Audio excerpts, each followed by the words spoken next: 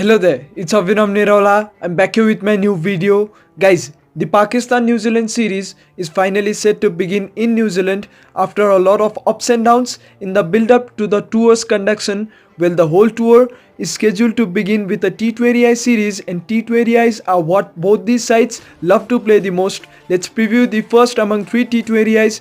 Do like, share and comment down below. Subscribe to my channel as well.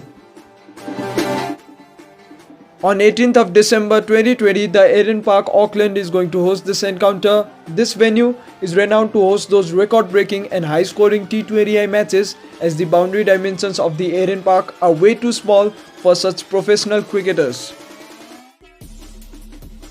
In T20Is, NZ normally get the flattest of pitches installed in their grounds, so a high-scoring encounter is definitely high up on the cards. The margin of error shall be really very timid for the bowlers on such batting-friendly conditions. It shall be a cakewalk for the batters that will go on to play this encounter. Conventional stroke playing from Pakistan versus hard hitting from New Zealand. Interesting battle coming up. To add up, correct field placements shall really create that necessary edge on such venues, so the captains also have some serious tasks to perform. On such venues, teams tend to back their batters to chase any sort of a total.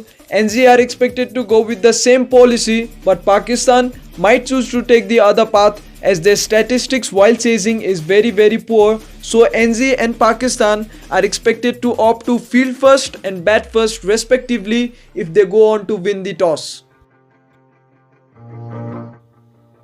New Zealand: Martin Guptill, Mark Chapman, Devon Conway, Tim Seifert wicketkeeper, Glenn Phillips, James Neeson, Mitchell Santner captain, Scott Kuggeleijn, Doug Bracewell, Ish Sodhi and Jacob Duffy. Guys, this lineup doesn't possess a lot of big names in it, but it is the undisputed giant in its own conditions. The newcomers of NZ can't be overlooked in NZ's home conditions. Duffy is expected to receive his debut T20I cap on the 18th.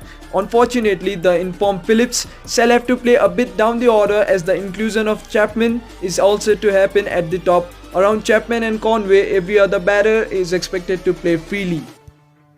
In the absence of Lockie, this team is dearly going to miss that sheer pace in its pace bowling lineup. The spinners will have to give their best if they want to restrict Pakistan to their batsmen's comfort. NZ also need to remember that Pakistani bowlers are absolutely incomparable to the Windies' bowlers, so getting a bit cautious shall be necessary for them against Pakistani bowlers. Their decision of resting all their big guns simultaneously shall turn against their fate against a top-notch side like Pakistan.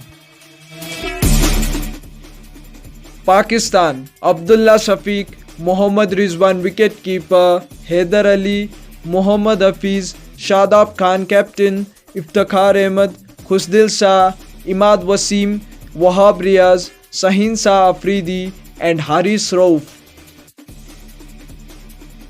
In the absence of Babar, this team is totally the half of what it was when it was nominated by the selectors. That's how important Babar is for Pakistan or any side. Well, Babar's miss shall turn out to be a golden opportunity for Rizwan, who I, along with most individuals, think isn't good enough to play in the shortest format. Honestly, it shall be quite unfair for the most successful T20I Pakistani captain Ahmed if Rizwan plays, in my view.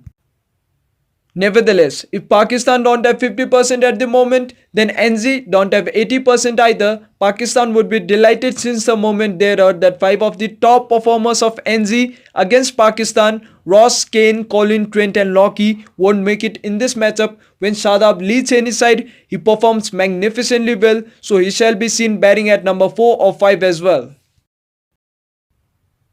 This Pakistani side isn't as weak as the Windies side that toured ahead of this series, so the decision of NZ resting their big guns in this matchup will go on to backfire them, is what my current intuition and cricketing instincts say.